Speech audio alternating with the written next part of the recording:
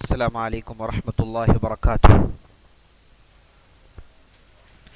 إن الحمد لله نحمده ونستعينه ونستغفره ونؤمن به ونتوكل عليه فنعوذ بالله من شرور أنفسنا ومن سيئات أعمالنا من يهده الله فلا مضل له ومن يضلل فلا هادي له وأشهد أن لا إله إلا الله وحده لا شريك له وأشهد أن محمدا عبده ورسوله. وبعد، عن عمر بن الخطاب رضي الله عنه قال: بينما نحن جلوس عند رسول الله صلى الله عليه وسلم إذ طلع علينا رجل شديد بياض الثياب وشديد سواد الشعر لا يرى عليه أثر السفر ولا يعرفه منا أحد، حتى جلس إلى النبي صلى الله عليه وسلم فأسند ركبتيه إلى ركبتيه ووضع كفيه على فخذيه فقال: يا محمد أخبرني عن الإسلام. قال: أن تشهد أن لا إله إلا الله وأن محمد رسول الله وأن تقيم الصلاة وتؤتي الزكاة وتصوم رمضان وتحج البيت إن استطعت إليه سبيلا. قال: صدقت. فعجبنا له يسأله ويصدقه. قال: أخبرني عن الإيمان. قال: أن تؤمن بالله وملائكته وكتبه ورسله واليوم الآخر والقدر خيره وشره. قال: صدقت. قال: أخبرني عن الإحسان. قال: أن تعبد الله كأنك تراه فإن لم تكن تراه فإنه يراك. قال: فأخبرني عن الساعة. قال: ما المسؤول عنها بأعلم من السائل. قال: أخبرني عن عماراتها. قال: أن تلد الأمة ربتها وأن ترى الحفاة العراة العالة رعاء الشاء يتطاولون في البنيان. ثم انطلق فلبثت مليا ثم قال لي: يا عمر أتدري من السائل؟ قلت: الله ورسوله أعلم. قال: إنه جبريل أتاكم يعلمكم دينكم. رواه مسلم. صدق اللہ ورسولہ صلی اللہ علیہ وسلم.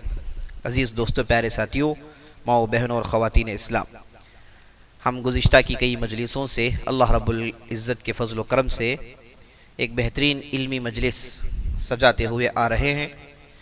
ہم نے گزشتہ کی کئی مجلسوں میں انما الاعمال بالنیات کی شرح سنی. آج ہم اللہ کے فضل و کرم سے دوسری حدیث کا آغاز کر رہے ہیں. یہ حدیث، جسے حدیث جبرائیل کے نام سے اہل علم یاد کرتے ہیں، حدیث جبرائیل کے حدیث کے نام سے علمی کتابوں میں یہ حدیث مشہور ہے. یہ حدیث ایک ایسی حدیث ہے جس کے تعلق سے اہل علم کہتے ہیں، ایسی حدیث جس نے پورے دین کو سمیٹ لیا. دین مکمل طور پر اس حدیث میں پایا جاتا ہے. دین کے تمام چیزیں، اس کی جزئیات سے لے کر کلیات، تمام چیزوں کو اللہ رب العزت نے نبی صلی اللہ علیہ وسلم کی زبانی اس حدیث میں جمع کر لیا. عزیز دوستو، آج ہم اس حدیث کی شرح کا آغاز کرتے ہیں. یہ حدیث اصل میں اس کے پیچھے ایک واقعہ ہے. ایک راوی ہیں جن کا نام یحییٰ بن یعمر. وہ کہتے ہیں کہ میں اور میرے ساتھی جن کا نام حمید تھا، ہم دو نبی صلی اللہ علیہ وسلم کے کسی صحابی کی تلاش میں نکلے. مقصد یہ تھا کہ اس صحابی سے تقدیر کے متعلق پوچھیں، کیونکہ جس بستی سے تھے اس بستی کا نام بصرہ تھا. اس بستی میں لوگ ایسے پیدا ہو گئے جنہوں نے تقدیر کا انکار کیا، اور ایسا آدمی پیدا ہوا جس کا نام معبد الجہنی تھا.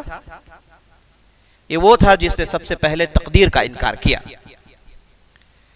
تو یہ تقدیر کا انکار بصرہ کے اندر کافی عام ہو گیا تھا.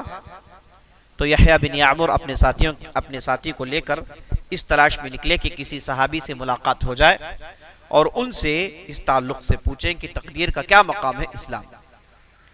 تو یہ تلاش کرتے ہوئے ایک ایسی جگہ پہنچے جہاں انہیں معلوم ہوا کہ یہاں اللہ کے رسول صلی اللہ علیہ وسلم کے صحابی عبداللہ بن عمر رضی اللہ عنہ رہا کرتے ہیں۔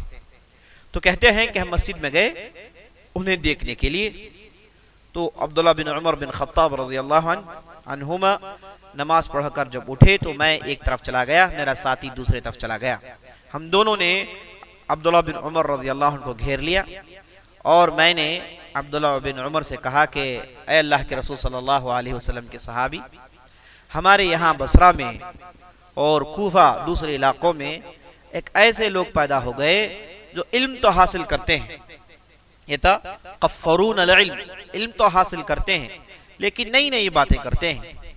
یہ کہتے یہ ہیں کہ القدر انف، تقدیر ایسی چیز ہے جو ہونے سے پہلے اس کا علم نہ کہ صرف بندوں کو نہیں بلکہ اللہ کو بھی نہیں۔ کوئی بھی چیز ہونے سے پہلے اس کا علم اللہ کو بھی نہیں جب تک نہ ہو جائے۔ یہ کہنے والے ہمارے معاشرے میں پیدا ہو گئے۔ اسی کو عربی میں کہتے ہیں القدر انف، تقدیر کا معاملہ نیا معاملہ ہے، یعنی جب ہوگا تو اس کا علم ہوگا، نہیں ہوگا تو اس کا علم نہ کہ صرف بندوں کو بلکہ اللہ کو بھی نہیں ہوگا، نعوذ باللہ۔ تو ایسے لوگ پیدا ہو گئے۔ اے اللہ کے رسول صلی اللہ علیہ وسلم کے صحابی، آپ اس تعلق سے کیا کہتے ہیں؟ تو عبداللہ بن عمر رضی اللہ عنہ نے کہا کہ اخبرہم فانی بریء منہم وانہم براء منی، جاؤ جا کر سنا دو کہ میں ان سے بری ہوں اور وہ مجھ سے بری ہیں، اور یہ بھی سنا دو کہ اگر وہ واللہ لو انفقوا مثل احد ذهبا، ایک احد کے پہاڑ کے برابر بھی وہ اللہ کے راہ میں سونا صدقہ کریں تو اللہ رب العزت ہرگز قبول نہیں کرے گا جب تک کہ وہ تقدیر پر ایمان نہیں لا لیتے۔ جب تک کہ تقدیر کے اس مسئلے میں ایمان نہیں لا لیتے تب تک اللہ رب العزت ان کے اس صدقے کو قبول نہیں کرے گا۔ اور عبداللہ بن عمر نے انہیں مومن ماننے سے انکار کر دیا، ان سے برات کا اظہار کیا۔ اور اس کے بعد عبداللہ بن عمر نے کہا کہ دیکھو تقدیر کا بہت ہی اہم معاملہ ہے، اور میں نے نبی صلی اللہ علیہ وسلم کے متعلق میرے والد عمر بن خطاب سے سنا ہے۔ کہنے کے بعد یہ حدیث سناتے ہیں جس کا ذکر میں نے آپ کے سامنے کیا، جو حدیث نمبر 2 اس 40 نووی میں ہے۔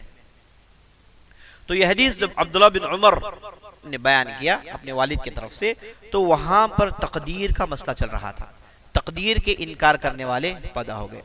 تو تقدیر کے متعلق ہم انشاءاللہ تفصیل سے گفتگو کریں گے جب ہم تقدیر کے معاملے میں پہنچیں گے انشاءاللہ۔ اسی حدیث میں ایمان کے ارکان میں نمبر 6 رکن ہے تقدیر پر ایمان لانا، جب وہاں پہنچیں گے ہم تقدیر کے متعلق پوری جزئیات بیان کریں گے انشاءاللہ العزیز۔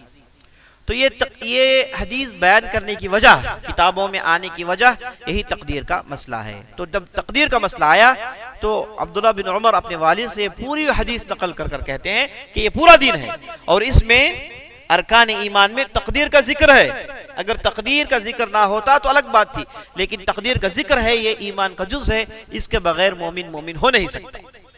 تو یہ پورے حدیث کو بیان کرتے ہیں۔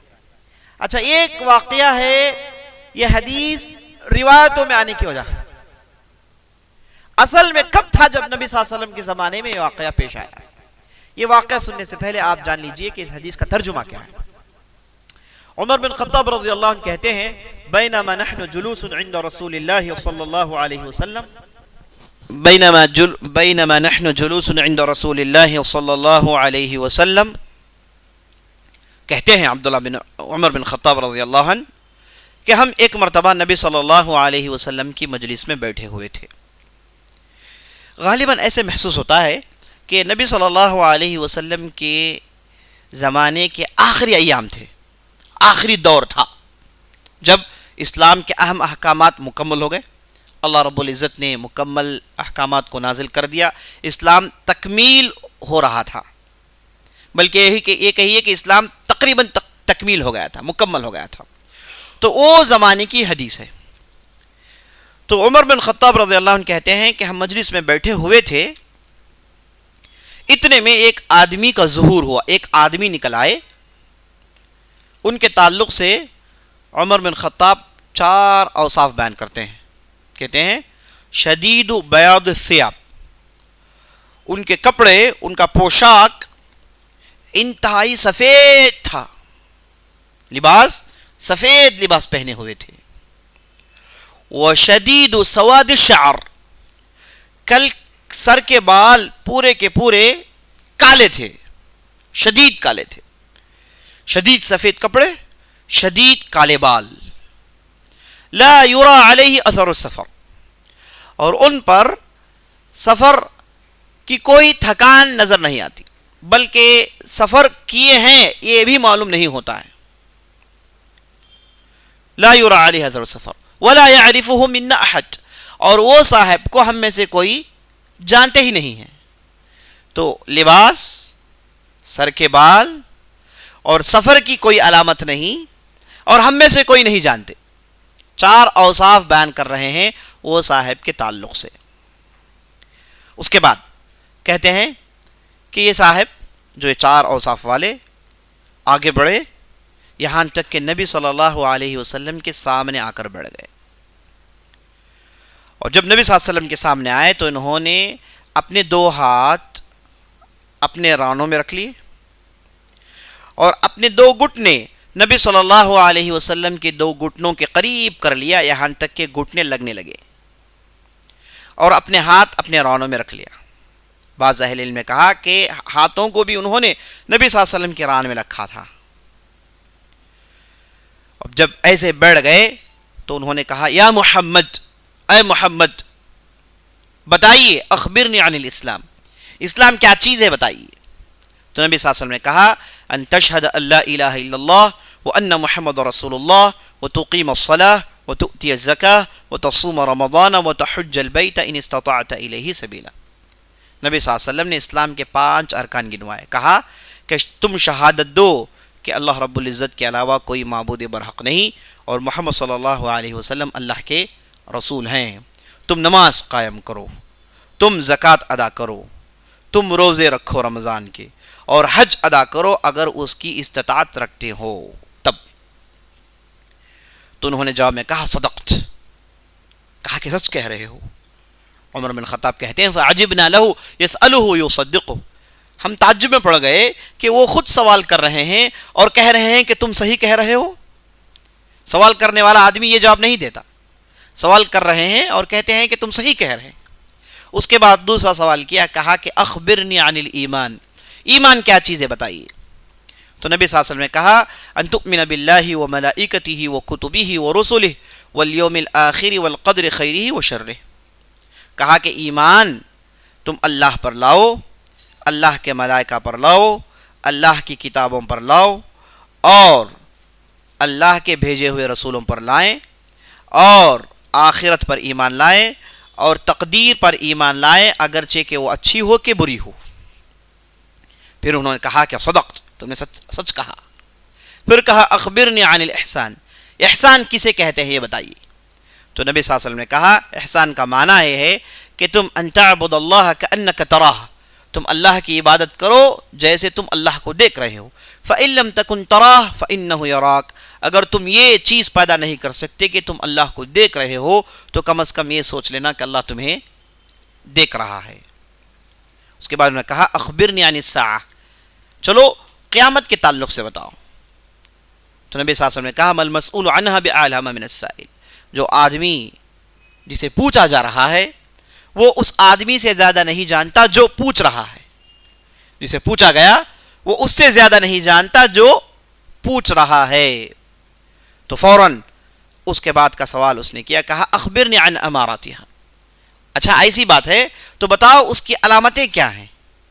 تو نبی صلی اللہ علیہ وسلم نے کہا ان تلد الامۃ ربتها، کہ علامات یہ ہیں کہ لونڈی اپنے آقا کو جنے گی، لونڈی اپنی مالکن کو جنے گی، اور تم دیکھو گے کہ ننگے پیر لوگ، غریب لوگ، جاہل گوار لوگ بڑی بڑی عمارتیں بنیں گے، بڑی بڑی عمارتیں بنیں گے، چروائے بڑی بڑی عمارتیں بنیں گے.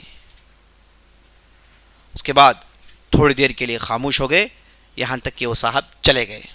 اس کے بعد نبی صلی اللہ علیہ وسلم نے پوچھا اے عمر کیا تم جانتے ہو کہ کون آئے تھے؟ عمر بن خطاب نے کہا کہ اللہ و رسولہ عالم، اللہ اور اللہ کے رسول بہتر جانتے ہیں۔ تو اس کے بعد نبی صلی اللہ علیہ وسلم نے کہا کہ جو آئے تھے وہ جبرائیل تھے، ان کے آنے کی وجہ یہ تھی کہ تمہیں تمہارا دین سکھائیں۔ یہاں پر یہ حدیث ختم ہوتی ہے۔ تو عزیز دوستو، یہ لمبی حدیث کو ہم 5 حصوں میں بانٹ سکتے ہیں۔ پہلا حصہ سوال سے پہلے کا حصہ، دوسرا حصہ اسلام کے متعلق سوال کا حصہ، تیسرا حصہ ایمان کے متعلق سوال کا حصہ، چوتھا حصہ احسان کے متعلق سوال، آخرت کے متعلق سوال، اور آخری حصہ آخرت کے نشانیوں سے متعلق سوال اور نبی صلی اللہ علیہ وسلم کا یہ کہنا کہ یہ دین ہے۔ تو اس حدیث کو آپ 5 یا پھر 6 حصوں میں بانٹ لیجئے تاکہ یاد کرنے میں اور ساتھ ساتھ سمجھنے بھی فائدہ ہو سکتا ہے۔ تو پہلا حصہ لیجئے، سوال سے پہلے کا حصہ اس حدیث کا، جس کی ہم تشریح کریں گے۔ جیسے آپ سنا کہ حدیث کا آغاز ہوتا ہے بینما نحن جلوس عند رسول اللہ، ہم جب نبی صلی اللہ علیہ وسلم کے پاس بیٹھے ہوئے تھے۔ تو جیسا آپ نے سنا کہ یہ آخری نبی صلی اللہ علیہ وسلم کے آخری ایام کی حدیث ہے، جب آپ صلی اللہ علیہ وسلم کی وفات قریب ہو گئی اس دور کی حدیث ہے۔ اب یہاں پر بعض اہل علم نے یہ بھی واقعہ نقل کیا ہے کہ اصل میں ہوا یہ تھا کہ آپ صلی اللہ علیہ وسلم کے پاس لوگ آخری زمانے میں آ کر سوال پوچھنے لگے۔ عام طور پر جو بڑے صحابہ تھے نبی صلی اللہ علیہ وسلم سے سوال نہیں کرتے۔ نبی صلی اللہ علیہ وسلم کا اتنا روب اور اتنا ڈر اور ساتھ ساتھ اتنا احترام تھا کہ کوئی کھلم کھلا نبی صلی اللہ علیہ وسلم سے سوال نہیں کرتے تھے۔ بلکہ بعض حدیثوں میں یہ بھی ثابت ہے کہ بعض بڑے صحابہ کہتے ہیں کہ کئی ایک سوالات دل میں آتے ہیں لیکن ہم نبی صلی اللہ علیہ وسلم سے پوچھنے میں کبھی ڈرتے ہیں کبھی شرماتے ہیں۔ تو اس چیز کو لے کر ہم اللہ سے دعا کرتے ہیں کہ اللہ کوئی ایک ایسا جاہل گوار آدمی آ جائے آپ صلی اللہ علیہ وسلم کی مجلس میں جو نبی صلی اللہ علیہ وسلم سے پوچھ لے سوال۔ پوچھنا نبی صلی اللہ علیہ وسلم کے پاس اتنا آسان نہیں تھا صحابہ کے لیے، خاص طور پر جو کبار الصحابہ تھے، بڑے بڑے صحابہ تھے۔ اسی لیے ہم دیکھتے ہیں کہ عمر بن خطاب کے سوالات نبی صلی اللہ علیہ وسلم کے پاس بہت کم، ابوبکر رضی اللہ عنہ کے سوالات، اس کے بعد سعد بن ابی وقاص لے لیجیے آپ، اس کے بعد بڑے بڑے صحابہ لے لیجیے آپ، ان کے سوالات نبی صلی اللہ علیہ وسلم کے پاس بہت کم ہیں۔ عام طور پر آپ حدیث کے مجموعے میں دیکھیں گے کہ لوگ ایسا کہتے ہیں کہ ایک آدمی نے سوال کیا، ایک آدمی آیا، ایک آدمی نے سوال کیا، ایک آدمی سأل رجل ان رجلا سأل رجل ان رجلا سأل، ایک آدمی نے سوال کیا، ایک آدمی نے پوچھا، ایک آدمی، یہی آپ دیکھیں گے مجموعے میں۔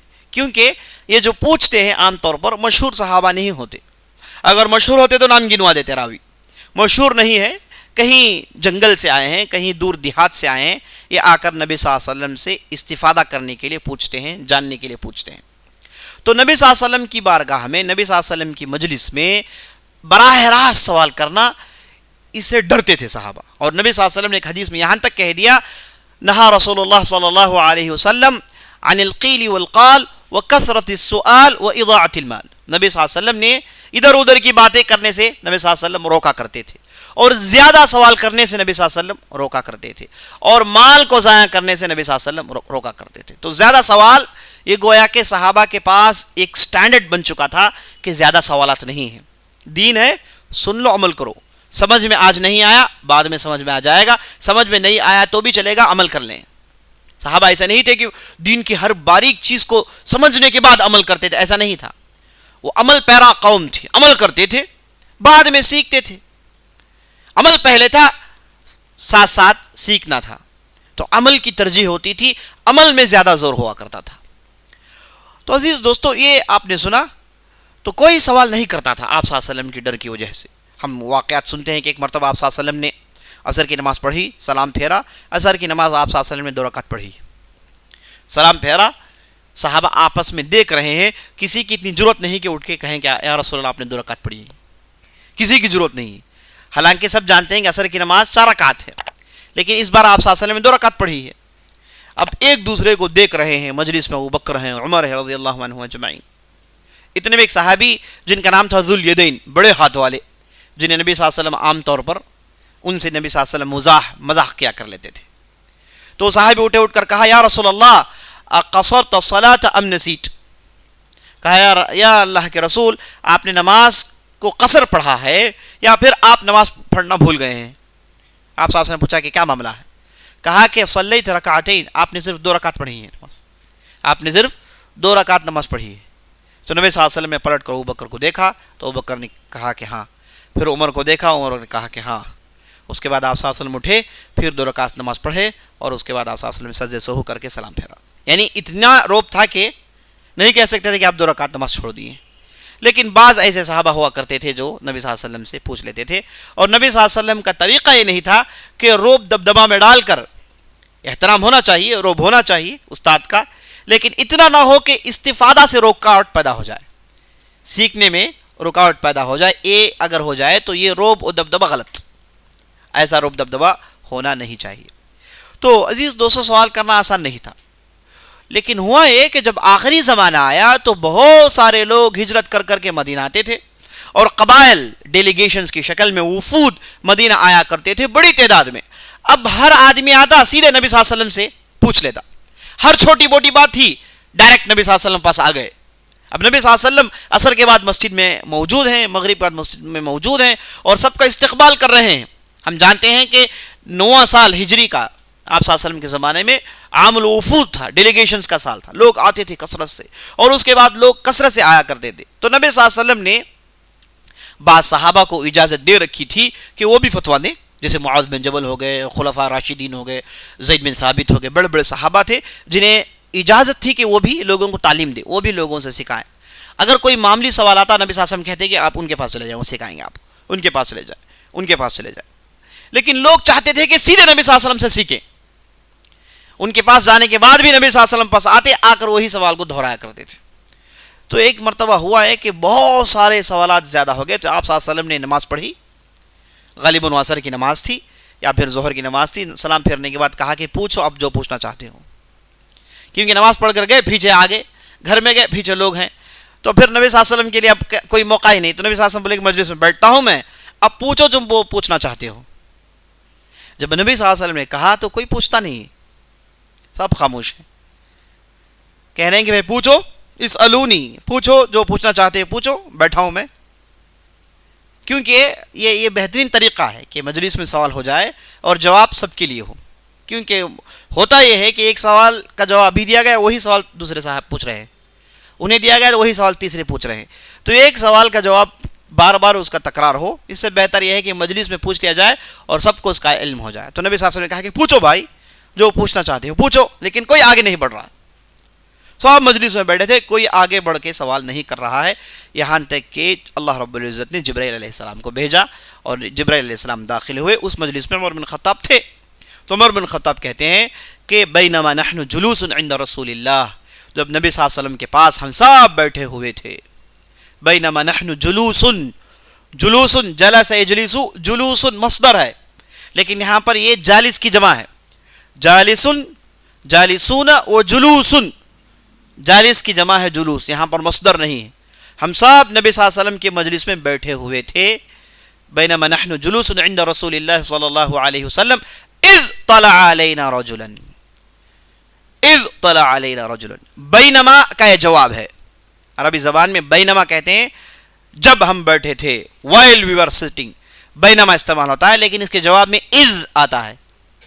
بینما نحن جلوس عند رسول اللہ صلی اللہ علیہ وسلم اذ طلع علینا، جب ہم نبی صلی اللہ علیہ وسلم کی مجلس میں بیٹھے ہوئے تھے اچانک ایک آدمی آیا. تو اس اذ کو کہتے ہیں الاذ الفجائیہ، اذ الفجائیہ. تو یہاں پر اذ الفجائیہ استعمال اس وجہ سے کیا گیا ہے تاکہ بتائیں کہ اچانک ایک آدمی ظاہر ہوئے. تو ایک صاحب ظاہر ہوئے، تو ان کے تعلق سے عمر بن خطاب نے 4 اوصاف بیان کیے. اذ طلع علینا ہے نا، اذ اتانا نہیں کہا، طلع علینا ہمارے اوپر اچانک ظاہر ہوئے. طلع یطلع سورج کے لیے استعمال ہوتا ہے، سورج جب طلوع ہوتا ہے، تو وہی لفظ یہاں استعمال ہوا کہ اچانک ایک صاحب نکل آئے، اچانک ظاہر ہوئے. کیوں؟ اس سے معلوم ہوا کہ راوی ہم کو یہ بتانا چاہتے ہیں کہ وہ کچھ نئے آدمی تھے اور ان کا آنا بھی ایسے ہی ڈھنگ کا تھا کہ وہ اچانک طلوع ہو گئے تھے، اچانک ظاہر ہو گئے تھے. اذ طلع علینا رجل شدید بیاض الثیاب، پہلی صفت بیان کر رہے ہیں کہ ان کے کپڑے کیا تھے؟ سفید شفاف کپڑے پہنے ہوئے تھے. وہ شدید سواد الشعر, کل سر کے بال بالکل کالے. اس کے بعد لا یرا علیہ اثر السفر, اور سفر کی کوئی علامت ان پر ظاہر نہیں ہو رہی ہے. ولا یعرفہ منا احد, ہم میں سے کوئی انہیں نہیں جانتا. یہ چار اوصاف اس وجہ سے بیان کر رہے ہیں کہ عمر بن خطاب رضی اللہ عنہ کیا ہیں, کافی تعجب میں پڑے ہیں کہ یہ صاحب کون ہیں. اگر یہ مدینے کے ہوتے تو ہم سب جانتے. مدینہ ایک بستی, وہاں پر جو بھی آئے لوگ جانتے ہیں. آج کل جیسے ہم دیکھتے ہیں کسی بستی میں آپ چلے جائیے, بستی والوں کو سب کو خبر ہو جاتی ہے کہ بستی میں فلاں آئے ہیں, یہ آدمی مہمان ہیں, فلاں اس مقصد سے آئے ہیں, مشہور ہو جاتی ہے بات. کوئی آدمی بستی میں داخل ہونے کے بعد گمنام نہیں رہ جاتا. یہ شہروں میں ہوتا ہے, اور اس زمانے میں تو بہت یہ مشہور و معروف تھا کہ بستی میں جو بھی داخل ہو بات پھیل جاتی تھی. تو عمر بن خطاب کہتے ہیں کہ یہ بستی کے تو نہیں تھے, اگر بستی میں کے ہوتے تو ہم جانتے تھے, یا پھر بستی میں آئے ہوتے تو ہم جانتے تھے. اچھا بستی آئے ہوں گے تو کیسے آئے ہوں گے؟ سفر کر کر آئے ہوں گے. اگر سفر کر کر آئے ہیں تو کپڑے ان کے سفید کیسے ہو سکتے ہیں؟ کیونکہ آدمی جب سفر کر کر پہنچتا ہے تو اس کے کپڑے غبار آلود ہو جاتے ہیں, گندے ہو جاتے ہیں. اب یہ صاحب سفید شفاف کپڑے پہنے ہوئے ہیں, صاف ستھرے کپڑے پہنے ہوئے ہیں. اب اس کے اوپر مسئلہ یہ ہے ان کے سر کے بال پورے کالے ہیں. جب آدمی اس زمانے میں صحرا میں سفر کرتا ہے تو سر کے پورے بال پراگندہ ہو جاتے ہیں, دھول مٹی سے سر کے بال ایک عجیب منظر دیتے ہیں. سفر عام نہیں تھا صحرا میں, وہاں پر کبھی سٹرام آتا ہے, کبھی جو ہے آندیاں چلتی ہیں, ایسی ہوائیں جو ریت مٹی کو اڑا لے جاتی ہیں. تو آدمی جب سفر کرتا ہے تو انہیں کافی اس سے متاثر ہوتے ہیں. تو اسی لیے ہم دیکھتے ہیں کہ عرب اپنے چہروں میں ڈھاٹا باندھتے ہیں, سر میں ان کا جو امامہ ہوتا ہے اور ان کا جو بڑا لباس ہوتا ہے, یہ سب اس کلائمیٹ کے لیے مناسب ہے. جب وہاں پر ریت مٹی کی آندھی چلے گی تو اس کے لیے اپنے آپ کو تیار کرتے ہیں. اور اللہ رب العزت نے ایسا جانور دیا, وہ بھی اس ریت مٹی کے لیے مناسب ہے. وہ اپنے آنکھ بند کرتا ہے تو اس کے آنکھ بند کرنے کے 3 طریقے ہیں. ایک آنکھ بند کرتا ہے, بند کرنے کے باوجود دیکھتا ہے نا. اللہ رب العزت نے عجیب و غریب اس جانور کے اندر یہ سکت دی ہے. تو کہتے ہیں کہ سر کے بال پورے کالے تھے. اگر سفر کر کر آئے ہوتے تو سر کے پورے بال کیا ہوتے؟ غبار آلود ہوتے, مٹی اور دھول سے بھرے ہوئے ہوتے. لیکن ایسا نہیں, شدید کالے بال, اور سفر کی کوئی نشانی نہیں اوپر, اور ہم میں سے کوئی انہیں نہیں جانتا.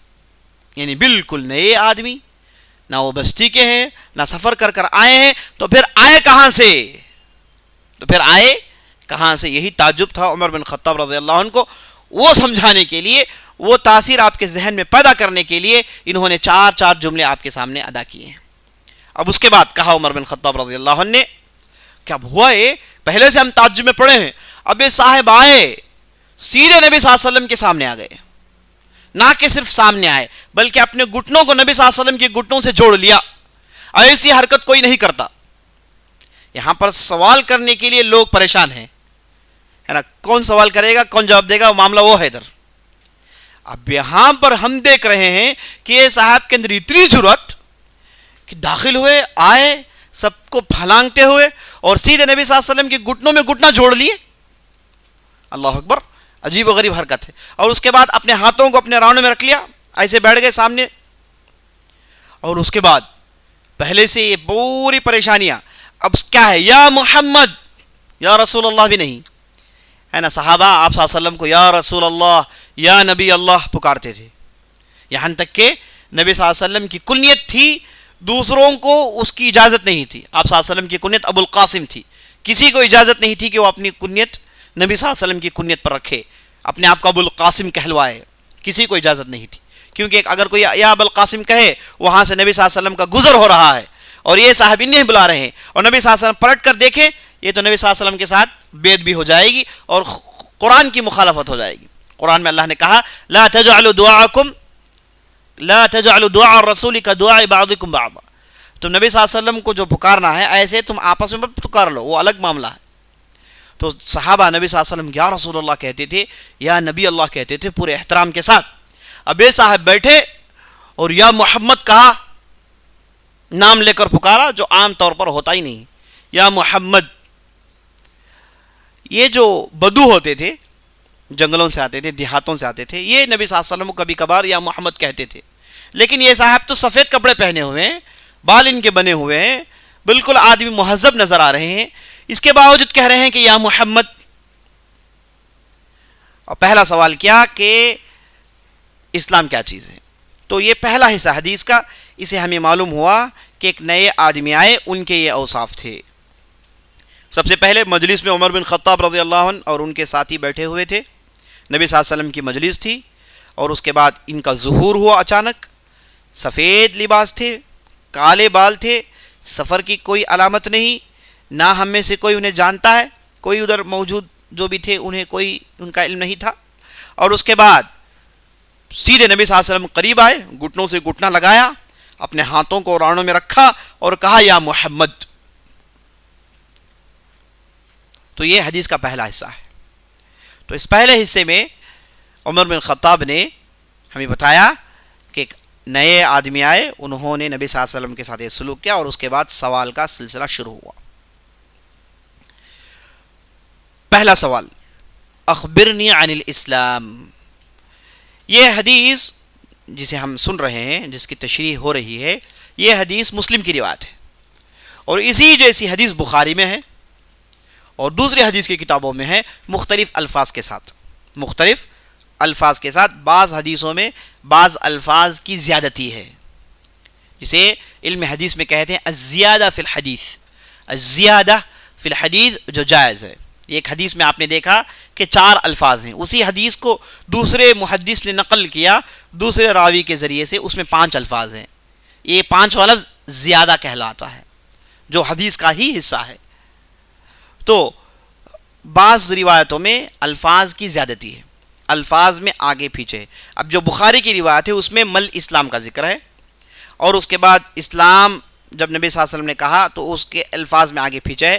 جو بہت بڑا فرق بخاری و مسلم کی روایت میں یہ ہے کہ بخاری کی روایت میں آخر میں نبی صلی اللہ علیہ وسلم نے کہا کہ 5 چیزیں جنہیں علم غیب سے اس کا تعلق ہے، اللہ کے علاوہ کوئی نہیں جانتا. اور سورہ لقمان کی آیت آپ صلی اللہ علیہ وسلم نے پڑھی، ان اللہ عنده علم الساعة وينزل الغيث ويعلم ما في الارحام وما تدري نفس ماذا تكسب غدا وما تدري نفس بأي ارض تموت.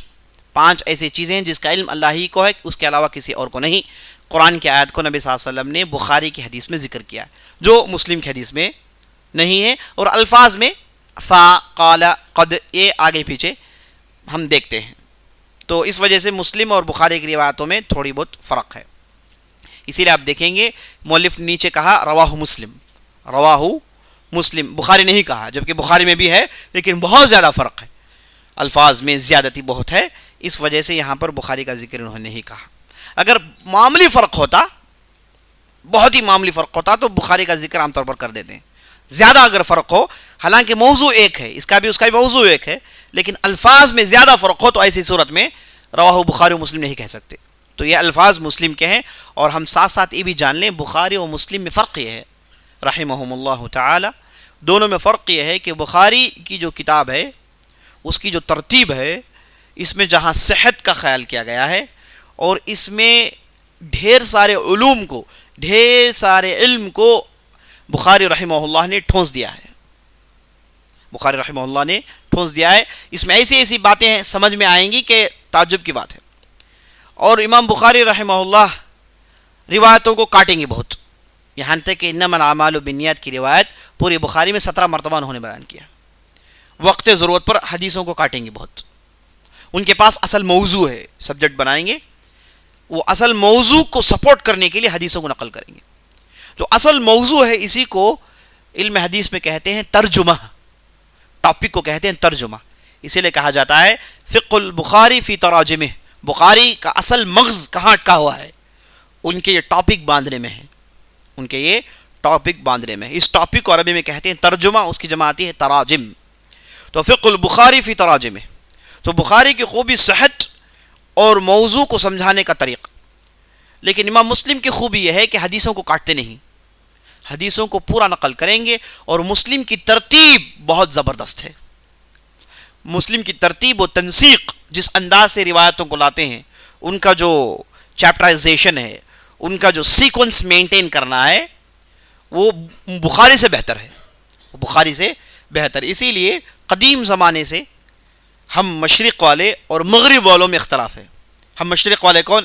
ایشیا میں رہنے والے، اس طرف رہنے والے، ہم ہمیشہ بخاری کو ترجیح دیتے ہیں. لیکن جو مغرب میں رہتے ہیں، مغرب میں کون ہے؟ مغرب میں ٹونیشیا ہو گیا، آپ کا موروٹانیا ہو گیا، ہے نا، اس کے بعد موراکو ہو گیا، الجزائر ہو گیا، اس کے بعد اندلس ہو گیا، اسپین ہو گیا. انہیں کہتے ہیں مغرب، اہل المغرب. اہل المغرب کے پاس مسلم کے لیے زیادہ زور ہے، مسلم کو زیادہ بہتر مانتے ہیں، مسلم کو ترجیح دیتے ہیں. ان کے پاس پہلے مسلم ہے، بعد میں بخاری ہے. تو مشرق اور مغرب والوں میں ہمیشہ سے اختلاف رہا کہ بخاری اول ہے کہ مسلم اول ہے. اور مشرق والوں نے صحت کو نظر میں رکھا، صحت اتھینٹسٹی کو نظر میں رکھا اور بخاری کا اصل مقصد سمجھنے کی کوشش کی، تو انہوں نے بخاری کو ترجیح دی. انہوں نے کہا کہ نہیں، ترتیب کے اعتبار سے، ہے نا، تنسیق کے اعتبار سے، سیکوینس مینٹین کرنے کے اعتبار سے، احادیث پوری نقل کرنے کے اعتبار سے، الفاظ کو کاٹے بغیر جس انداز سے امام بخاری امام مسلم نے جوڑا ہے یہ زیادہ بہتر ہے. تو یہ قدیم زمانے سے اختلاف چلا آ رہا ہے، آج بھی ہے. آج بھی بعض مغرب میں دیکھیں گے آپ، لوگ پہلے مسلم یاد کریں گے، بعد میں بخاری یاد کریں گے، کیونکہ ان کے پاس مسلم یاد کرنے کے لیے زیادہ مناسب ہے، بخاری سمجھنے کے لیے زیادہ مناسب ہے. اللہ بہتر جانتا ہے. لیکن ہم چونکہ مشرق سے تعلق رکھتے ہیں تو ہم کہیں گے کہ بخاری بہتر ہے، ہم کہیں گے کہ بخاری بہتر ہے، اور ہمارے پاس صحت زیادہ ضروری ہے. اور حدیث کا تو مجموعہ تو بہت سارے لوگوں نے جمع کیا، لیکن بخاری کی جو خوبی ہے وہ اس کے قریب بھی مسلم نہیں آ سکتے. اور اس کے بعد سب سے بڑی بات یہ ہے کہ بخاری کے شاگرد ہے مسلم، جیسے دارقطنی اور دوسرے اہل علم نے کہا کہ بخاری نہ ہوتے تو مسلم نہ ہوتے، بخاری نہ ہوتے نہ مسلم آتے نہ مسلم جاتے، ہے نا، ان کا کوئی مرتبہ نہیں ہوتا. تو مسلم بھی بخاری کا ہی پروڈکٹ ہے. تو ان تمام چیزوں کو مد نظر رکھتے ہوئے ہم کہیں گے کہ بخاری ہی افضل ہے. تو یہ الفاظ کی باتیں چل رہی تھی، بخاری کے پاس بعض الفاظ زیادہ ہیں. تو یہ حدیث کا پہلا حصہ آپ نے سن لیا. اس کے بعد سوالات کا سلسلہ شروع ہوتا ہے. پہلا سوال اسلام کے مطابق، پہلا سوال اسلام کے متعلق.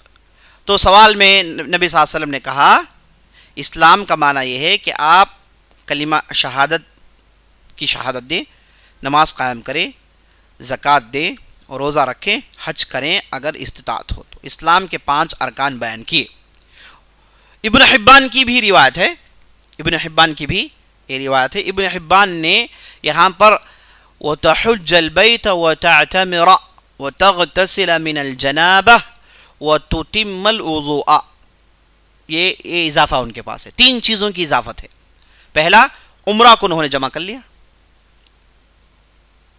نبی صلی اللہ علیہ وسلم نے سوال میں کتنی چیزوں کا ذکر کیا ہے؟ جواب میں 5 چیزوں کا. اب وہاں پر 8 ہے. انہوں نے نبی صلی اللہ علیہ وسلم نے عمرے کو داخل کر لیا اس حدیث میں، بخاری کی، ابن حبان کی. اور اس کے بعد غسل کریں جنابت کے بعد، جنابت کی حالت میں آنے کے بعد غسل کرنا، اسے بھی اسلام کی تعریف میں شامل کر لیا. اور اس کے بعد وضو کو مکمل کرنا، وضو کو ان تتم الوضوء، وضو کو مکمل طور پر اچھے انداز میں وضو کرنا، اسی کو بھی داخل کر لیا. یعنی 3 چیزوں کو زیادہ ذکر کیا گیا ہے ابن حبان کی روایت میں. تو اصل 5 ارکان کے ساتھ ان 3 عملوں کو بھی جوڑ لیا گیا ہے ابن حبان کی روایت میں. اب ہم دوسری روایتوں میں دیکھتے ہیں. جب بھی نبی صلی اللہ علیہ وسلم سے پوچھا گیا کہ اسلام کیا ہے تو نبی صلی اللہ علیہ وسلم نے مختلف جوابات دیے ہیں. ایک مرتبہ نبی صلی اللہ علیہ وسلم نے اسلام کیا ہے پوچھنے کے جواب میں آپ صلی اللہ علیہ وسلم نے الامر بالمعروف والنہی عن المنکر جوڑ لیا. اچھائی کا حکم دینا، برائی سے روکنا، اسی کو بھی جوڑ لیا. تو پہلے سے 8 اور 2 میں ملا لیجئے 10 ہو گئے. تو نبی صلی اللہ علیہ وسلم نے اسلام کے تعلق سے اسلام کیا ہے جب پوچھا گیا تو مختلف جوابات دیے ہیں، مختلف زمانے میں مختلف جوابات دیے ہیں. ایک مرتبہ ایک وفد آیا جنہیں وفد عبد قیس کہا جاتا ہے، یمن سے یہ وفد آیا. یہ آئے نبی صلی اللہ علیہ وسلم کے پاس رہے تو نبی صلی اللہ علیہ وسلم نے تعلیم دی. کہا آمرکم باربع، میں تمہیں 4 چیزوں کا حکم دیتا ہوں. آمرکم باربع، میں تمہیں 4 چیزوں کا حکم دیتا ہوں. سب سے پہلی چیز الایمان، ایمان کا حکم دیتا ہوں. اس کے بعد نبی صلی اللہ علیہ وسلم پوچھتے ہیں هل تدرون ما الایمان، کیا تم جانتے ہو ایمان کس چیز کا نام ہے؟ انہوں نے کہا کہ نہیں. تو نبی صلی اللہ علیہ وسلم نے کہا الایمان ان تشهد ان لا الہ الا اللہ وان محمد رسول اللہ وتقیم الصلاة وتؤتی الزکاة وتصوم رمضان وتعطی من المغنم الخمس. نبی صلی اللہ علیہ وسلم پوچھا کہ ایمان کیا ہے جانتے ہو؟ انہوں نے کہا کہ نہیں جانتے یا رسول اللہ. تو نبی صلی اللہ علیہ وسلم نے کہا ایمان کا معنی یہ ہے کہ آپ شہادت دیں اللہ کے علاوہ کوئی معبود برحق نہیں، محمد رسول اللہ کے رسول ہیں، نماز قائم کریں، زکوٰۃ دیں، روزہ رکھیں، اور مال غنیمت میں سے 1/5 اللہ کی راہ میں دیں. ایمان کے ڈیفینیشن میں کیا کہہ رہے ہیں آپ صلی اللہ علیہ وسلم؟ 4 اسلام کے ارکان کا ذکر کیا اور مزید ایک عمل کا ذکر کیا، مال غنیمت میں سے 5واں حصہ اللہ کی راہ میں دینا. یہ جواب کس کا ہے؟ ایمان کیا ہے؟ ایمان کے جواب میں نبی صلی اللہ علیہ وسلم اسلام کے ارکان کا ذکر کر رہے ہیں. اچھا، ایک بار نبی صلی اللہ علیہ وسلم نے کہا کہ المسلم من سلم المسلمون من لسانی و یہدی، مسلمان وہ ہے جس کے ہاتھوں کی اذیت سے، زبانوں کی اذیت سے دوسرے مسلمان محفوظ رہتے ہیں. تو اسلام کا معنی کہا آپ صلی اللہ علیہ وسلم کسی کو تکلیف نہیں دینا. اس میں نبی صلی اللہ علیہ وسلم نے اسلام کو داخل کر لیا. اور ایک حدیث میں آیا ہے الاسلام ای الاسلامی خیر. ایک صحابی پوچھتے ہیں یا رسول اللہ ای الاسلامی خیر، اسلام میں سب سے بہتر چیز کون سی ہے؟ تو نبی صلی اللہ علیہ وسلم نے کہا ان تطعم الطعام وتقرأ السلام على من تعرف ومن لم على من عرفت ومن لم تعرف. نبی صلی اللہ علیہ وسلم نے کہا کہ اسلام، بہتر اسلام یہ ہے کہ آپ لوگوں کو کھانا کھلائیں اور اس کے بعد سلام کریں جنہیں تم جانتے ہو اور جنہیں تم نہیں جانتے. تو نبی صلی اللہ علیہ وسلم نے کھانا کھلانا اور سلام کرنا بھی آپ صلی اللہ علیہ وسلم نے اس میں داخل کر لیا. اور دوسری روایتوں سے معلوم ہوتا ہے کہ نبی صلی اللہ علیہ وسلم نے یہ بھی کہا کہ گھر میں داخل ہو تو گھر والوں پر تم سلام کرو اور خود اپنے آپ پر سلام کرو. اسے بھی نبی صلی اللہ علیہ وسلم نے اسلام کے ڈیفینیشن میں داخل کر لیا. تو نبی صلی اللہ علیہ وسلم نے لفظ اسلام کے ساتھ بہت سارے اعمال کو داخل کر لیا اور مختلف اوقات میں مختلف اس کے ڈیفینیشن کیے. اور خاص طور پر نبی صلی اللہ علیہ وسلم نے ایک بہت بڑا فرق جو بیان کیا، کبھی اسلام کے ارکان 5 بیان کرتے، کبھی اسلام کا نام لے کر ایمان کے ارکان بیان کرتے، کبھی ایمان کا نام لے کر اسلام کے ارکان بیان کرتے. تو اسلام کے ارکان کو نبی صلی اللہ علیہ وسلم نے اسلام کے لفظ کے ساتھ جوڑا، کبھی اسلام کے ارکان کو نبی صلی اللہ علیہ وسلم نے ایمان کے لفظ کے ساتھ جوڑا ہے. تو پھر اسلام کس چیز کا نام ہے؟ اسلام کیا ہے؟ اب ہمارے سامنے کئی اعمال داخل ہو گئے ہیں نا. ابھی آپ نے سنا کئی امر بالمعروف و نہی عن المنکر، کھلانا، سلام کرنا، یہ سب اسلام کے ڈیفینیشن میں نبی صلی اللہ علیہ وسلم ذکر کیا ہے. تو اسلام کے ارکان کتنے ہیں؟ سوال پیدا ہو سکتا ہے. اب اسلام کے ڈیفینیشن میں آپ صلی اللہ علیہ وسلم نے کبھی ایمان کے ارکان کا بھی ذکر کیا ہے. تو پھر اسلام کیا ہے؟ اسلام کے کیا پلرز ہیں؟ اسلام کے کیا ارکان ہیں؟ تو اسے نبی صلی اللہ علیہ وسلم نے اس کی بعد والی حدیث میں آپ صلی اللہ علیہ وسلم نے کلیئرلی بتا دیا، وضاحت کے ساتھ بتا دیا بنی الاسلام علی 5. اسلام کی بنیاد 5 میں، یعنی آپ صلی اللہ علیہ وسلم نے اس حدیث میں اس بات کو ختم کر دیا کہ دیکھو بھائی پلر تو 5 ہیں، اس کے علاوہ دوسرے اعمال ہیں. اسی لیے مؤلف رحمۃ اللہ علیہ نے اس حدیث کے فوراً بعد دیکھیے حدیث نمبر 3 دیکھیے کیا ہے. عمر بن عبداللہ بن عمر کی روایت ہے، اس میں کہا گیا ہے بنی الاسلام علی 5. اسلام کی بنیاد 5 چیزوں پر رکھی. گویا کہ مؤلف کی طرف سے جواب ہے کہ دیکھو آپ اسلام کی تعریف میں مختلف روایتیں پڑھتے ہیں، مختلف اعمال کو نبی صلی اللہ علیہ وسلم نے جمع کیا ہے، لیکن یاد رکھو 5 ہی اس کی بنیاد ہے، بقیہ اس کے سپورٹیو ہیں. وہ جب ہم پہنچیں گے ہم وہ اسلام کے ارکان کی تشریح کریں گے. تو اب یہاں پر جو چیز غور کرنے کی ہے کہ اسلام کے ارکان جہاں 5 ہیں، اسلام کے ارکان جہاں 5 ہیں، لیکن نبی صلی اللہ علیہ وسلم نے مختلف اوقات پر موقع و محل کو لحاظ میں لیتے ہوئے، سامعین کو لحاظ میں لیتے ہوئے نبی صلی اللہ علیہ وسلم نے بعض ارکان کی اضافت کی اور بعض جگہ ارکان کو بدل کر بھی کہا. یہی تعلیم کے حق ہے. سب جگہ ایک نہیں ہوتا ہے نا، ہر آدمی کا ذہن ایک نہیں ہوتا. شہر میں رہنے والا، جنگل میں رہنے والا، بدو قسم کا آدمی اور پڑھا لکھا آدمی فرق ہے. تو جسے جو بتانا ہے اسے آپ صلی اللہ علیہ وسلم نے وہ بات بتائی. اچھا، یہاں پر غور کرنے والی بات یہ ہے کہ آپ یہ ارکان میں غور کیجئے. یہ ارکان پورے ظاہری عمل سے تعلق ہیں، ہے نا، آؤٹ ورڈ پریکٹس ہے، یعنی ظاہری طور پر آپ شہادت دیں گے، اعلان کریں گے، نماز پڑھیں گے، لوگ دیکھیں گے، زکوٰۃ دیں گے، لوگ دیکھیں گے، آپ روزہ رکھیں گے لوگوں کے ساتھ، پوری پبلک روزہ رکھتی ہے، رمضان کا مہینہ ہے، لوگ جانتے ہیں، حج کریں گے پبلکلی. تو یہ 5 ارکان کا تعلق کس سے ہے؟ ظاہر سے ہے. کیا کہیں گے؟ ظاہر سے. الاعمال الظاہرہ، ظاہر اعمال سے ہے. اس کا کوئی تعلق دل سے نہیں، اس کا کوئی تعلق دل سے نہیں ہے. چھپی ہوئی چیز سے نہیں، ظاہری چیز سے. تو جو بھی یہ 5 ارکان میں عمل کرے گا ہم اسے کیا کہیں گے؟ مسلمان کہیں گے. اس کے دل میں کیا ہے کیا نہیں ہم کو نہیں معلوم.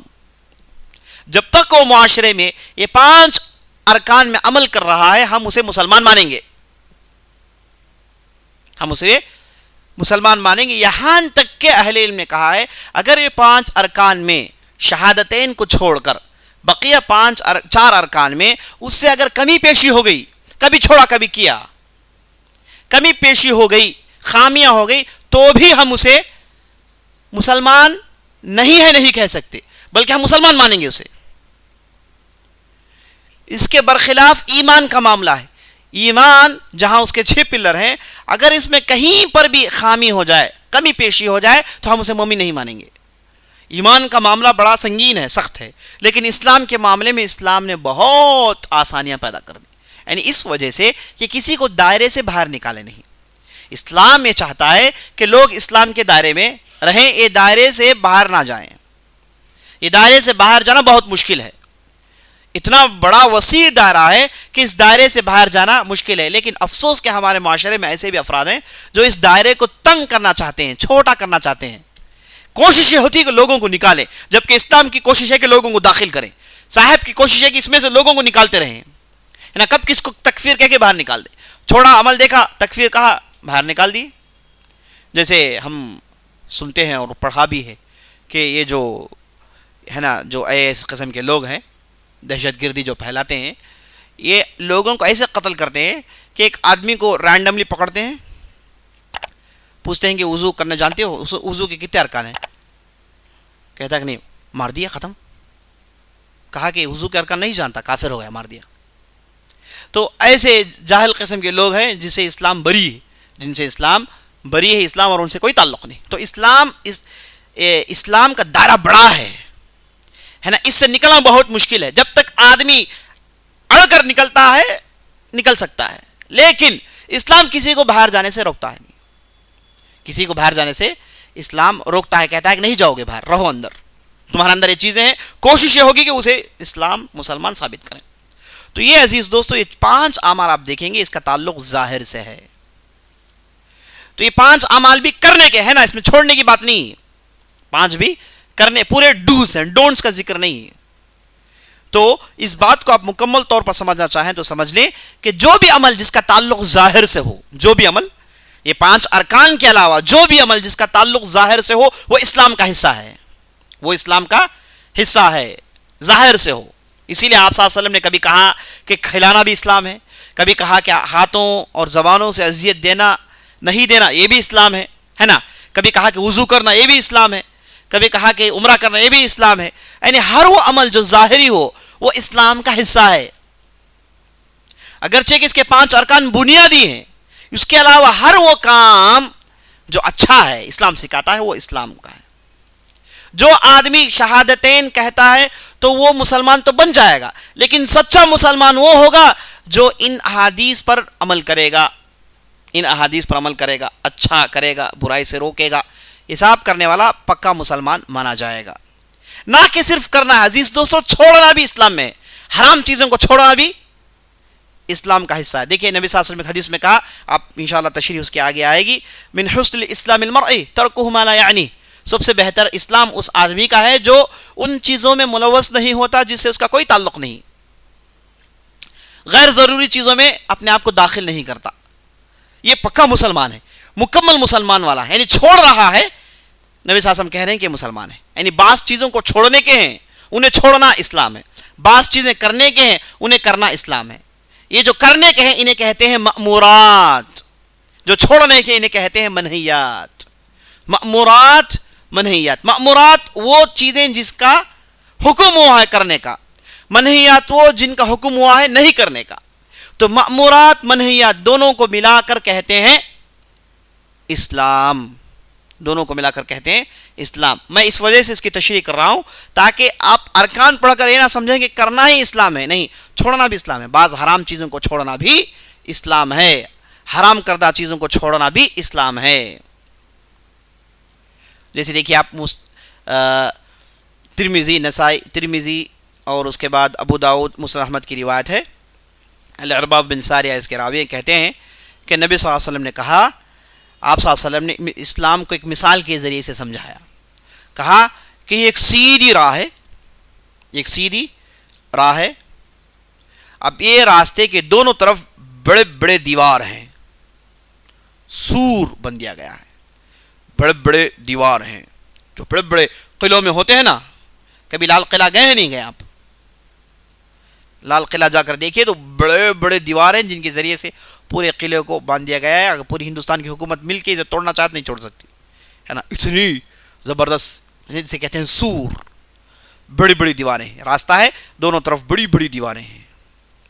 اب یہ دیواروں میں دروازے ہیں، ابواب مفتحہ، کھلے دروازے ہیں، اور ایک کھلے دروازوں پر ایک پردہ ڈال دیا گیا ہے. نبی صلی اللہ علیہ وسلم آپ کو سمجھانے کے لیے پکچرائز کر رہے ہیں، ویژولائزنگ کر رہے ہیں. آپ صلی اللہ علیہ وسلم کہہ رہے ہیں کہ ایک سیدھا راہ ہے، اس کے دونوں طرف بڑے بڑے دیواریں ہیں، اور ان دیواروں میں دروازے ہیں جو کھلے ہیں. ان دروازوں میں ایک ستار، ایک پردہ ڈال دیا گیا ہے جو ہلکا سا پردہ ہے.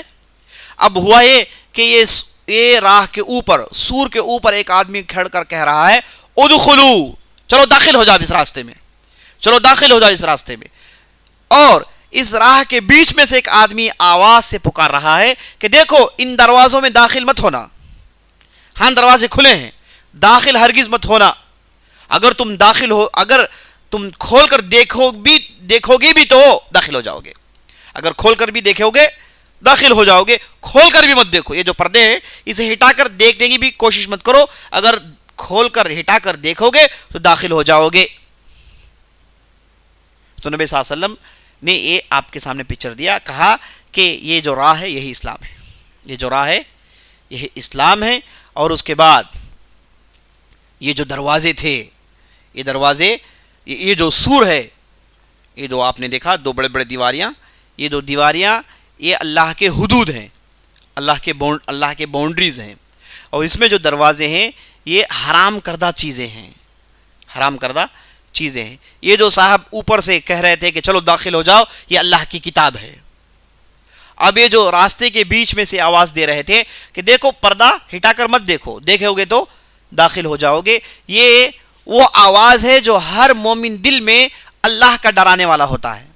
ہر مومن کے دل میں اللہ کا ڈرانے والا ہوتا ہے، یعنی دل اس کا اللہ سے ڈراتا ہے. جب بھی آدمی حرام کرتا ہے تو اندر سے کہتا ہے کہ مت کرو، ملامت کرتا ہے، ڈراتا ہے اسے. ہر آدمی کے ساتھ، چاہے مسلمان ہو غیر مسلمان، سب کے ساتھ یہ چیز اللہ نے قدرتی طور پر رکھ دی ہے کہ دل سے آواز آتی ہے کہ مت کرو، یہ غلط ہے، دل راضی نہیں ہوتا. تو نبی صلی اللہ علیہ وسلم نے کہا واعظ اللہ، یہ اللہ تعالیٰ کی طرف سے ڈرانے والا ہے جو ہر مومن دل میں ہوتا ہے. تو یہاں پر عزیز دوستو کہ آپ صلی اللہ علیہ وسلم نے کہا کہ اسلام سیدھی راہ ہے اور اللہ کے حدود ہیں اور ان میں دروازے ہیں جن میں جھانکنا بھی نہیں، یعنی حرام چیزیں ہیں اسے کرنا بھی نہیں. یہ کس میں داخل ہے؟ یہ اسلام میں داخل ہے نا. اس حدیث سے دلیل یہ ہے، محل الشاہد یہ ہے کہ جہاں کرنا اسلام ہے وہاں چھوڑنا بھی اسلام ہے. دیکھیے آپ نبی صلی اللہ علیہ وسلم نے اسلام کی مثال دی، کہا کہ حرام دروازے اس میں داخل مت ہو جاؤ، حرام چیزوں کو چھوڑنا اسلام ہے. تو اسلام مأمورات و منہیات کا نام ہے. مأمورات جن کا کرنے کا حکم ہوا ہے یہ بھی اسلام ہے، اور منہیات جنہیں نہیں کرنے کا حکم ہوا ہے یہ بھی اسلام ہے. یہ اس وجہ سے تشریح ہو رہی ہے تاکہ ہم کو معلوم ہو جائے کہ اسلام میں صرف کرنا نہیں ہے بلکہ چھوڑنا بھی ہے جو اسلام کا حصہ ہے. تو عزیز دوستو اب تیسری بات جو غور کرنے کی ہے کہ نبی صلی اللہ علیہ وسلم نے آخر جب اسلام کے تعلق سے پوچھا گیا تو آپ صلی اللہ علیہ وسلم نے ایمان کے بعض ارکان کا ذکر کیا، اور کبھی ایمان کے تعلق سے پوچھا گیا تو آپ صلی اللہ علیہ وسلم نے اسلام کے ارکان کا ذکر کیا. اب دیکھیے دوسری روایت ہے، یہ احمد کی روایت ہے، اس کے راوی ہیں عمرو بن ابسہ. کہتے ہیں کہ نبی صلی اللہ علیہ وسلم نے کہا کہ اسلام کا معنی یہ ہے الاسلام ان تسلم قلبک والمسلمون من سلم المسلمون من لسانی ویدہ، المسلم من سلم المسلمون من لسانی ویدہ. کہا کہ اسلام کا معنی یہ ہے کہ تم اپنے دل کو اللہ کے حوالے کر دو یا پھر امن میں لا لو، اور مسلمان وہ ہے جس کے ہاتھوں اور زبانوں کے اذیت سے دوسرے مسلمان محفوظ رہتے ہیں. اس کے بعد کہا ای الاسلام احسن ای الاسلام افضل، سب سے بہترین اسلام کیا ہے؟ صحابی نے پوچھا آپ صلی اللہ علیہ وسلم سے. تو نبی صلی اللہ علیہ وسلم نے کہا الایمان. نبی صلی اللہ علیہ وسلم نے کہا ایمان ہے. سب سے بہتر اسلام کون سا ہے؟ تو جواب میں نبی صلی اللہ علیہ وسلم نے کہا الایمان. پھر کہا ایمان کیا ہے؟ کہا ایمان کی ڈیفینیشن آپ صلی اللہ علیہ وسلم نے سنائی. ایمان کا معنی اللہ پر، اللہ کے ملائکہ پر، اللہ کی کتابوں پر، اللہ کے رسول پر، آخرت پر ایمان لانا، یہی ایمان ہے. پھر وہ صحابی نے پوچھا ای الایمان افضل، سب سے بہتر ایمان کون سا ہے؟ تو نبی صلی اللہ علیہ وسلم نے کہا الہجرہ، ہجرت کرنا ہے. پھر وہ صحابی نے پوچھا یا رسول اللہ ہجرت کس چیز کا نام ہے؟ نبی صلی اللہ علیہ وسلم نے کہا ان تہجر السوء، بری چیزوں کو چھوڑنا ہی ہجرت ہے. پھر وہ صحابی نے پوچھا یا رسول اللہ ای الہجرت افضل، کون سی ہجرت سب سے بہتر ہے؟ نبی صلی اللہ علیہ وسلم نے کہا الجہاد، جہاد کرنا یہ سب سے افضل ہجرت ہے. تو یہاں پر جب اسلام نبی صلی اللہ علیہ وسلم ذکر کیا، اس کا ڈیفینیشن بتایا. جب یہ پوچھا گیا کہ افضل اسلام کون سا ہے تو نبی صلی اللہ علیہ وسلم نے کہا ایمان. اور ایمان کا جب آپ صلی اللہ علیہ وسلم نے ڈیفینیشن دیا تو وہی ڈیفینیشن دیا جو مشہور و معروف ہے. اور اس کے بعد یہ پوچھا گیا کہ بہتر ایمان کون سا ہے تو نبی صلی اللہ علیہ وسلم جواب میں کہا کیا کہا؟ ہجرت ہے. اور اس کے بعد ہجرت کا ڈیفینیشن دیا گیا. اس کے بعد پوچھا گیا کہ بہتر ہجرت کون سی ہے؟ جواب میں کہا جہاد. تو ایمان کو نبی صلی اللہ علیہ وسلم نے اسلام کے ڈیفینیشن میں داخل کیا، اور اس کے بعد ایمان میں عمل کو داخل کیا. کون سا عمل؟ ہجرت کو داخل کیا. آپ صلی اللہ علیہ وسلم نے جہاد کو داخل کیا. تو آپ صلی اللہ علیہ وسلم نے اس حدیث، یہ مسند احمد کی روایت ہے، صحیح روایت ہے. تو یہ اس روایت میں نبی صلی اللہ علیہ وسلم نے اسلام کے ڈیفینیشن میں ایمان کہا اور ایمان میں ظاہری عملوں کو داخل کر دیا. تو نبی صلی اللہ علیہ وسلم کبھی ایمان اور اسلام کو الگ الگ ڈیفائن کرتے، کبھی دونوں کو مکس کر دیتے، کبھی اس کے ارکان میں اس کا ذکر کرتے اور اس کے ارکان میں اس کا ذکر کرتے. تو نبی صلی اللہ علیہ وسلم نے اسلام اور ایمان کو جوڑ کر مختلف قسم کے ڈیفینیشنز دیے اور ملا ملا کر آپ صلی اللہ علیہ وسلم نے کہا کیا اس کے لیے کوئی قاعدہ نہیں جو ہم کو بتائے کہ بھائی آخر اسلام کیا چیز ہے، ایمان کیا چیز ہے؟ اور نبی صلی اللہ علیہ وسلم نے ایسا کیوں کیا؟ کیا نبی صلی اللہ علیہ وسلم کے لیے آسان نہیں تھا کہ اسلام پوچھا گیا تو وہی ڈیفینیشن بتاتے؟ لیکن نبی صلی اللہ علیہ وسلم نے مکس کیا، کبھی عملوں کو داخل کیا ایمان میں، کبھی ایمان کو کہا صرف اس کا تعلق باطن سے، عقیدے سے، عمل سے کوئی تعلق نہیں. تو نبی صلی اللہ علیہ وسلم نے اسے مل مل کر جوڑ جوڑ کر بیان کیا، الگ الگ بیان کیا. آخر ایسا کیوں کیا؟ انشاءاللہ کل کی مجلس میں دیکھتے ہیں. وصلی اللہ علیہ نبینا محمد وعلی آلہ وصحبہ اجمعین. اب جو بھی ہوا اس کے متعلق آپ کے پاس سوال ہیں تو جواب دیں. اصل میں یہ حدیث یہ پورے عقیدے کی حدیث ہے نا. ہم عقیدے کے تعلق سے ایک مکمل کورس چلاتے ہیں جس میں ایمان کے 6 رکن کی شرح کرتے ہیں جو 1 مہینے تک چلتی ہے نا. اب ہم ہے نا اس اعتبار سے اس کی شرح نہیں کریں گے، صرف اس حدیث میں جو اہم باتیں ہیں انہیں ہم سامنے رکھیں گے، اور مؤلف نے اس حدیث کو یہاں پر کیوں لایا اس مقصد کو مد نظر رکھتے ہوئے اس کی تشریح کریں گے. ورنہ اس کی تشریح کریں گے تو مہینے چلے جائیں گے اس کے پیچھے ہے نا. اسلام کے تعلق سے آپ جائیں تو آپ پورے ارکان کی تشریح کرتے جائیں، اور اس کے بعد ایمان میں جائیں تو پورے ایمان کی تشریح کریں. اس کے بعد قیامت گئے تو اس کے بعد بڑے نشانیاں، چھوٹے نشانیاں. یہ ہے نا مستقل ایک کورس ہے جو ہم عقیدے کورس کے نام سے چلاتے ہیں. انشاءاللہ آپ مستقبل میں کبھی اسے چلائیں تو آپ ضرور اس میں حاضری دینا تاکہ آپ کو یہ پورے عقیدے کی باتیں معلوم ہو جائے. لیکن ہمارا مقصد اس حدیث سے یہاں پر یہ ہے کہ اصل مغز کیا ہے وہ ہم بیان کریں گے، جو بہت ہی اہم بات ہے وہ ہم سامنے لائیں گے، اور ان 3 چیزوں کو نبی صلی اللہ علیہ وسلم نے جوڑا اور دین کہا، اس کے پیچھے کیا مقاصد ہیں یہ آپ کے سامنے آئیں گے. اور اس کے ساتھ ساتھ اصل مؤلف کا مقصد کیا ہے، مؤلف نے امام نووی نے اس حدیث کو نمبر 2 میں کیوں داخل کیا، اس کے پیچھے ان کے کیا مقاصد ہیں. انہی چیزوں میں ہماری بات گھومتی رہے گی. زیادہ تفصیل میں جانا اس کے لیے یہ مقام مناسب نہیں. واللہ عالم. صلی اللہ علیہ وسلم محمد. اچھا سوال کیا آپ اب سوال یہ کر رہے ہیں کہ جیسے امام لالکائی ہو گئے اور دوسرے بھی اہل علم ہیں، ابو القاسم بن سلام ایک مشہور لوگوں بھی گزرے، وہ بھی اپنا نام ابو القاسم، اپنی کنیت ابو القاسم رکھے ہیں. اب جو نبی صلی اللہ علیہ وسلم نے حدیث میں کہا کہ تم اپنی کنیت میری کنیت پر مت رکھو، آپ صلی اللہ علیہ وسلم نے جو روکا ہے تو پھر اس کی مخالفت ہو گئی. کہ اہل علم نبی صلی اللہ علیہ وسلم کی حدیث کی مخالفت کرتے ہیں؟ نہیں، یہ اصل میں نبی صلی اللہ علیہ وسلم کی زندگی سے اس کا تعلق تھا. اور مقصد کیا تھا کہ نبی صلی اللہ علیہ وسلم کی جو کنیت ہے یہ دوسرے نہ رکھیں تاکہ بلاتے وقت بے ادبی نہ ہو جائیں. یہ اصل مقصد تھا. تو جب نبی صلی اللہ علیہ وسلم اس دنیا سے چلے گئے تو اب وہ مغالطہ ہونے کی کوئی گنجائش نہیں. تو ایسی صورت میں اگر کوئی آدمی اب ابو القاسم رکھتا ہے تو انشاءاللہ کوئی حرج نہیں. واللہ اعلم.